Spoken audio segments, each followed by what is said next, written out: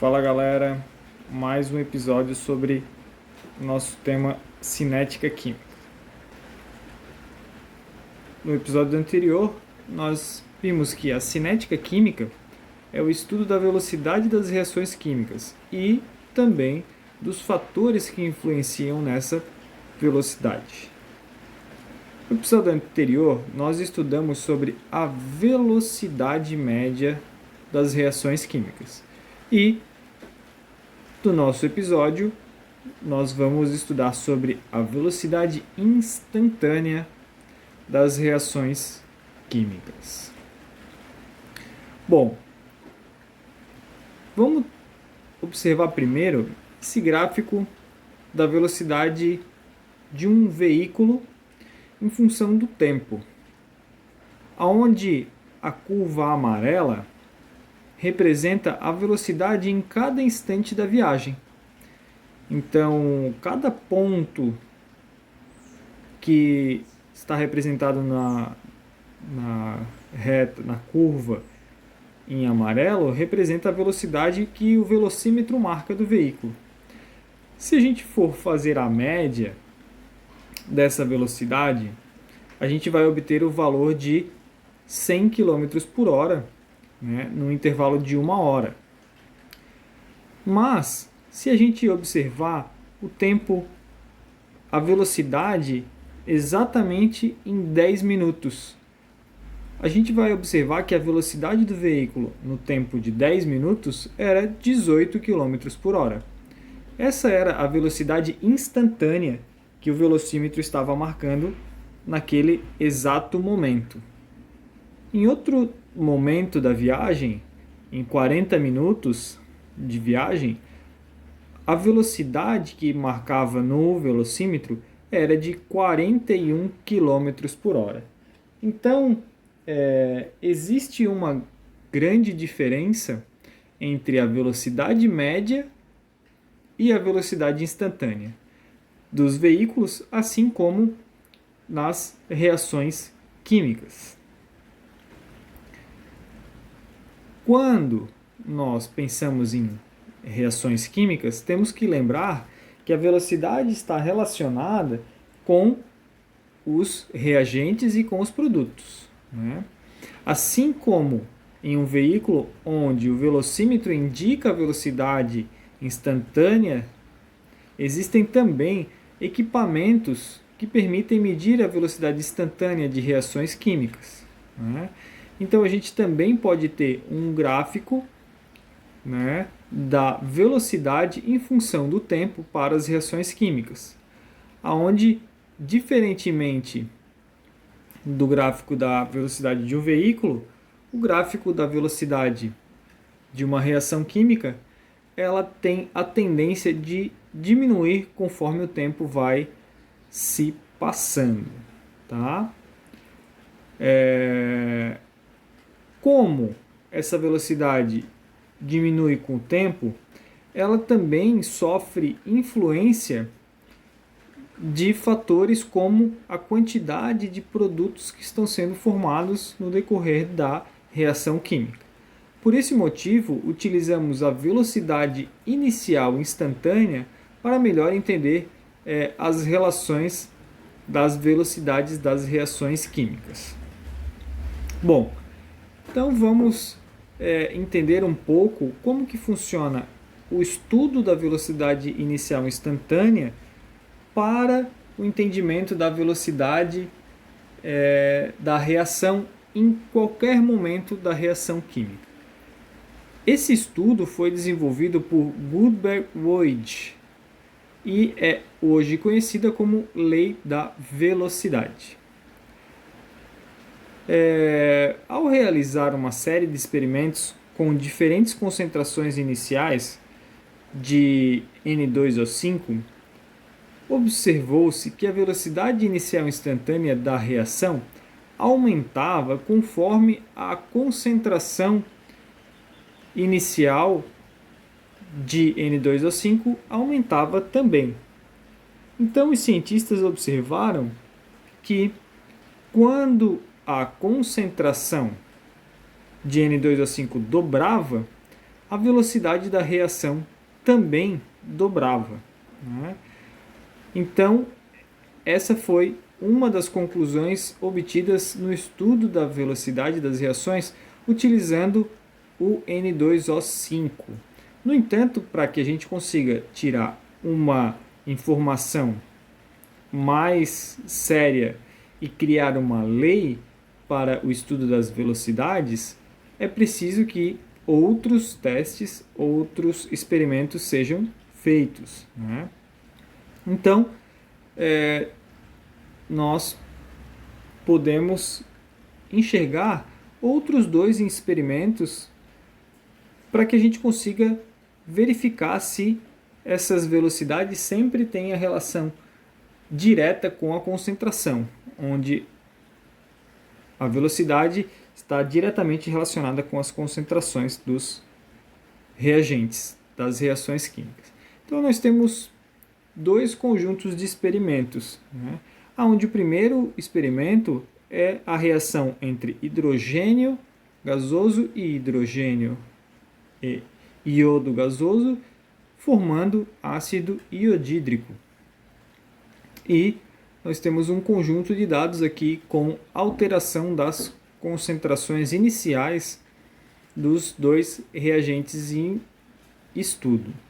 Já no segundo experimento, nós temos a reação entre o óxido de nitrogênio e o hidrogênio gasoso, formando N2O e água. Então nós temos também um conjunto de 3 experimentos com mudança da concentração inicial dos reagentes.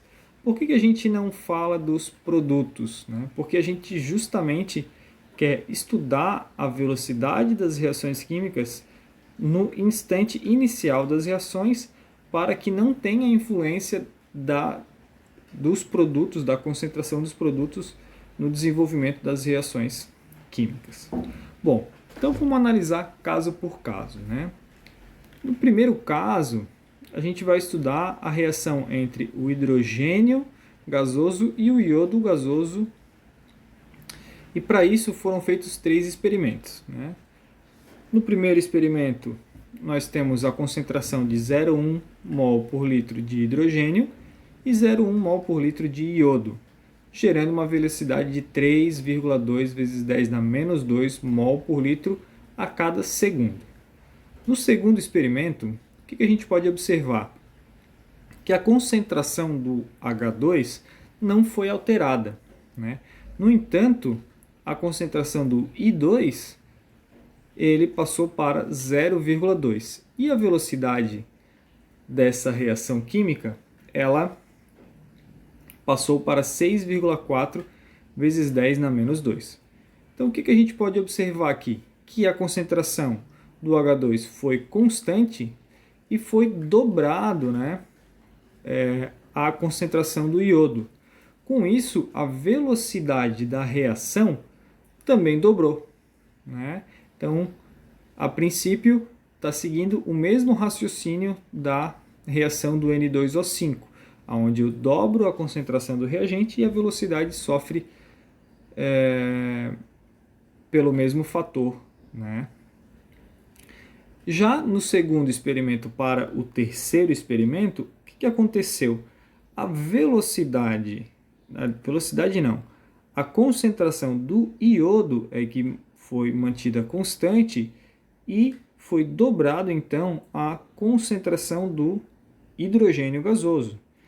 E observamos também que a velocidade da reação dobrou, né? Então significa que a relação também do reagente H2 é diretamente proporcional à velocidade da reação. Então, para isso, foi desenvolvido a lei da velocidade, aonde diz que a velocidade instantânea da reação é igual a K, que é uma constante, vezes a concentração do H2 inicial elevado à primeira potência, aqui a primeira potência, vezes a concentração do I2 inicial elevado também à primeira potência. Por que a gente entende essas potências da lei de velocidade? Por quê? Porque esse 2 que apareceu aqui, ó, fator 2, se eu fizer 2 elevado à primeira potência, o resultado vai ser 2, que é o valor que a gente obtém aqui da velocidade. Para isso que a gente faz essa avaliação dos parâmetros de proporcionalidade, ok? Então, os expoentes vêm derivados justamente dessa avaliação da concentração em função da velocidade. Bom, mas será que todas as reações vão ser assim? Então é necessário que se façam mais estudos, né? Então vamos avaliar aquele segundo caso. No segundo caso, nós temos o NO e o H2 como reagentes. Então vamos fazer a mesma analogia, né? Então, do primeiro para o segundo experimento, a concentração de NO se manteve constante e a concentração de H2 foi dobrada, né? O que aconteceu com a velocidade da reação? Também dobrou, né? E do terceiro para o quarto experimento, do segundo para o terceiro experimento, o que aconteceu? A concentração de H2 se manteve constante e a concentração de NO foi dobrado. E a gente pode observar agora, ó, que a velocidade aumentou 4 vezes, né? Quando eu dobro uma concentração, a velocidade aumenta 4 vezes. Então, para que isso seja proporcional, nós temos que fazer 2 elevado à segunda potência, né? Então, 2 ao quadrado, a gente vai ter o valor de 4, né? Então, aí sim a gente tem essa relação da concentração de NO. Dessa forma, nós temos que a velocidade inicial instantânea da reação acima ela é igual a constante K vezes a concentração de NO elevado à segunda potência, né? Porque quando a gente dobra a concentração de NO, a gente multiplica por 4 a velocidade dessa reação, vezes a concentração do H2 elevado à primeira potência. Porque a gente viu que quando a gente dobra a concentração de H2, a velocidade da reação também dobra, ok? Então a gente pode observar que a lei de velocidade ela está relacionada com a proporcionalidade de cada experimento. Então é necessário avaliar cada experimento, né, e as concentrações dos reagentes com relação direta à velocidade da reação.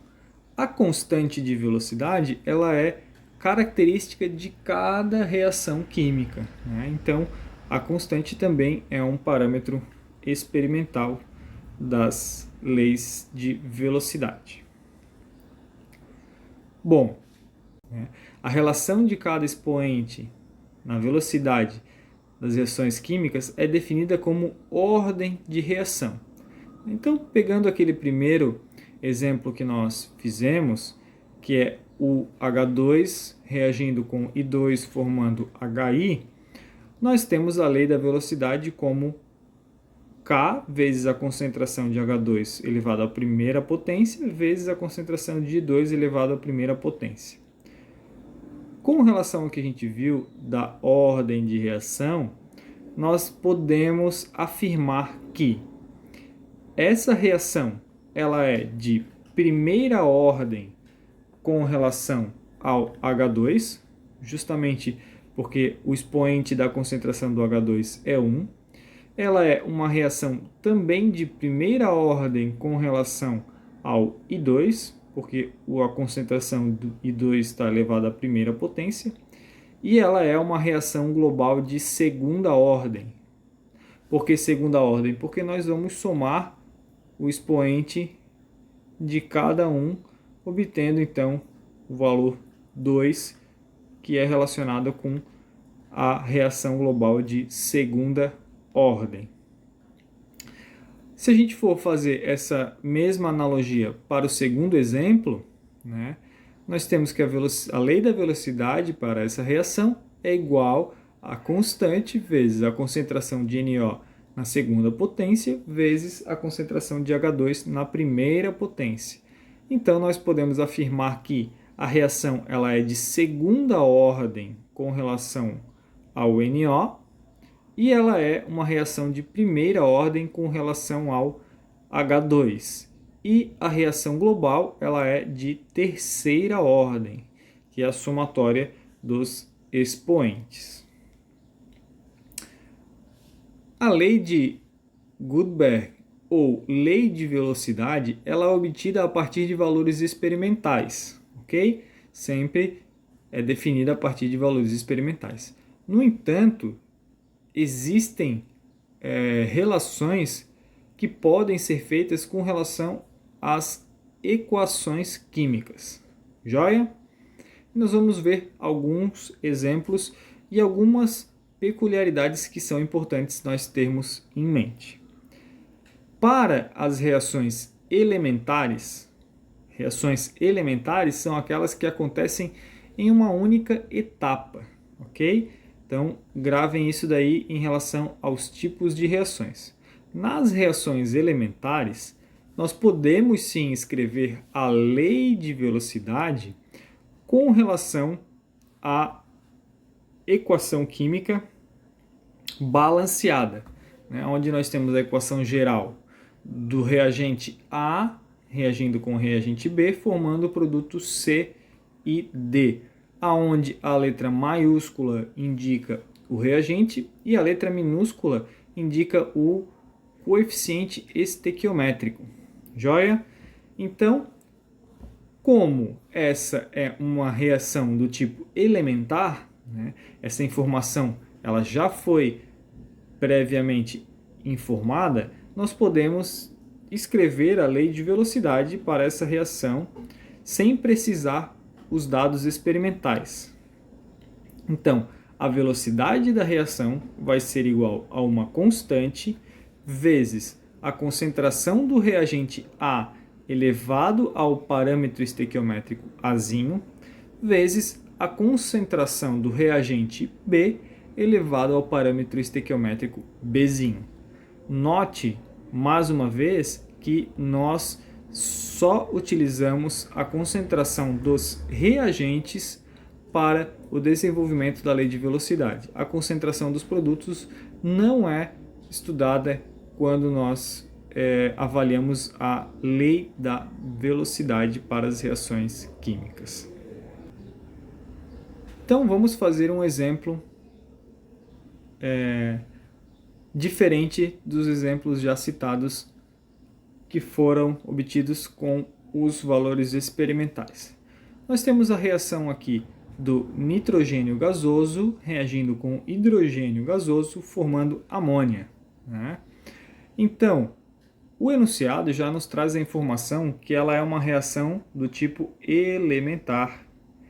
Então, como ela é uma reação elementar, nós podemos sim escrever a lei de velocidade apenas com a equação química sem a necessidade dos valores experimentais.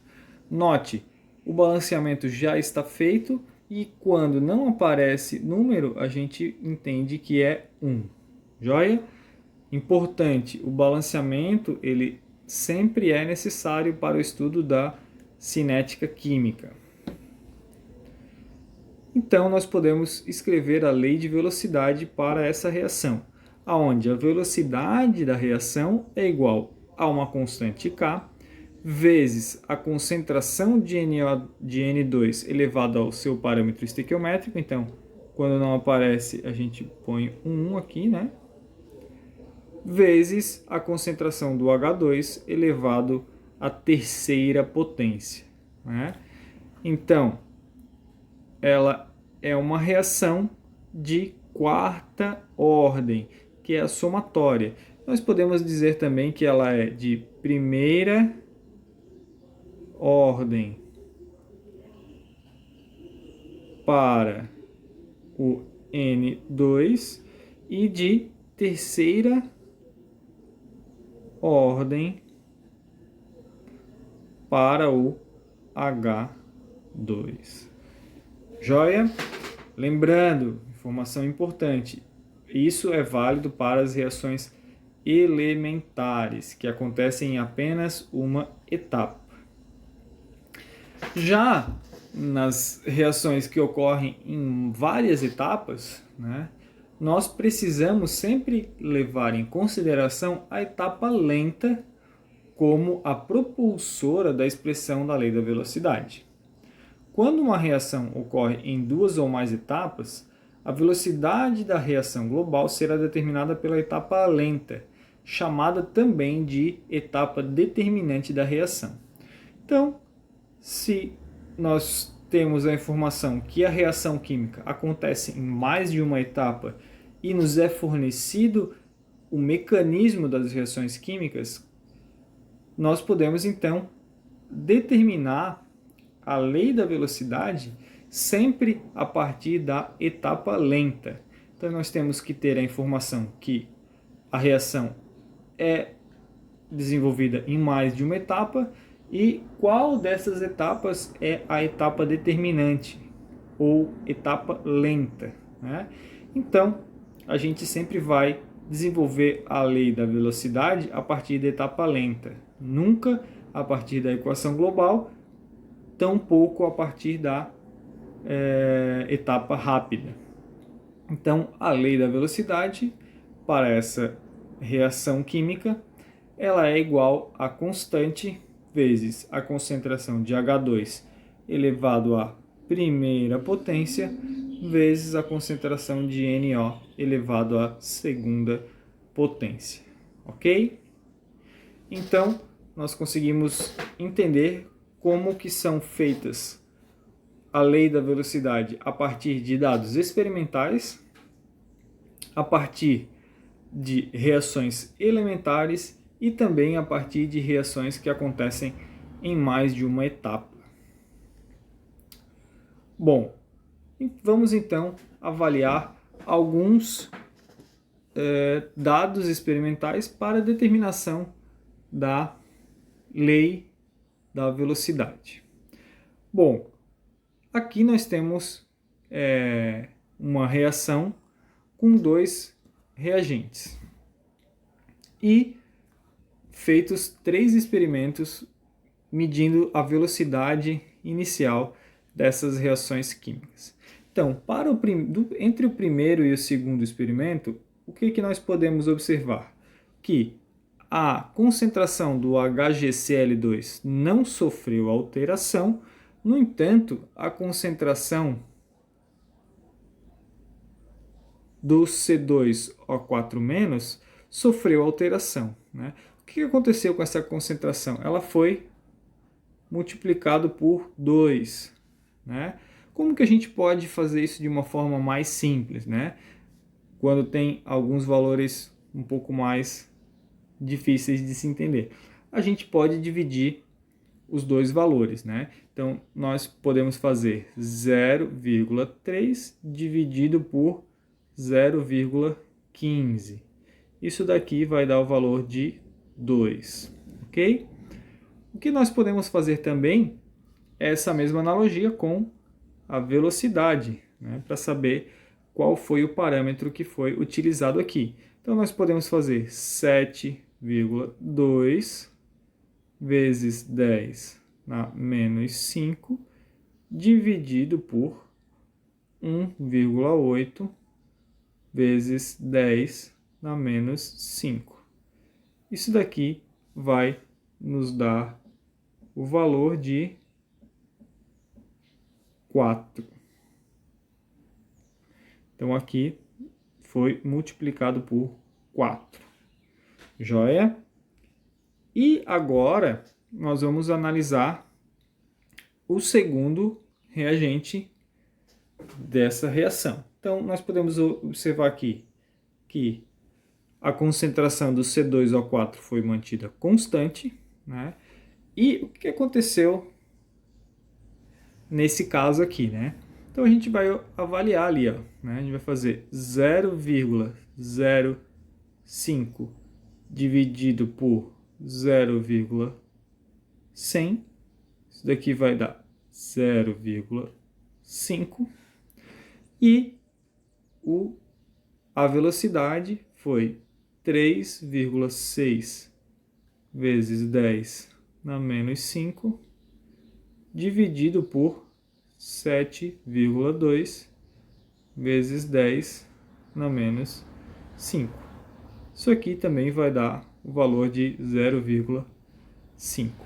Então, aqui nós multiplicamos por 0,5 e daqui para cá também multiplicamos por 0,5, ok? Então, o que a gente pode avaliar, né? Que para o HgCl2, nós temos que é uma relação direta, né? 0,5 elevado à primeira potência vai gerar a relação da velocidade, que é 0,5.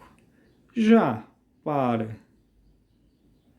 o C2O4 2-, nós temos a relação que é 2 elevado à segunda potência vai nos gerar o valor 4, que é a relação das velocidades. Então, a lei da velocidade dessa reação é igual a uma constante característica vezes a concentração do HgCl2 elevado à primeira potência vezes a concentração do C2O4 2- elevado à segunda potência. Então, nós conseguimos definir a lei da velocidade, que é uma reação de terceira ordem global.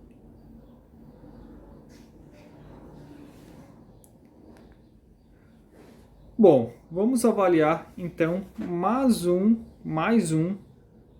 exercício, onde nós temos apenas um reagente nesse processo. Então, vamos avaliar aqui o primeiro experimento para o segundo, né? O que acontece aqui? Nós temos que a concentração foi dobrada, né? Por quê? Porque 0,4 dividido por 0,2 é igual a 2. E se nós fizermos 6,4 dividido por 1,60, nós vamos ter o valor de 4. Então, daqui para cá, nós temos o valor de 4. E nós podemos avaliar também aqui o do segundo para o terceiro experimento. Então, 0,6 dividido por 0,4, nós temos o valor de 1,5. E 14,40 dividido por 6,40, nós temos o valor de 2,25. Então, nesse caso, nós multiplicamos por 1,5 e nesse caso, nós multiplicamos por 2,25. Agora, como que a gente pode escrever a lei da velocidade, né? A gente pode observar que 2 elevado ao quadrado é igual a 4 e que 1,5 elevado ao quadrado é 2,25. Então, nós podemos confirmar que essa é a relação para a lei da velocidade. Então, nós podemos dizer que a velocidade é igual a constante vezes a concentração de CH3,2O elevado à segunda potência, né? Então, nós podemos observar que é uma reação de segunda ordem. Qual que é a utilidade, né, das equações cinéticas, do estudo da lei de velocidade para as reações químicas? Calcular a velocidade de uma reação a partir do conhecimento das constantes de velocidade e da concentração apenas dos reagentes, sem a influência dos produtos nas reações químicas, né?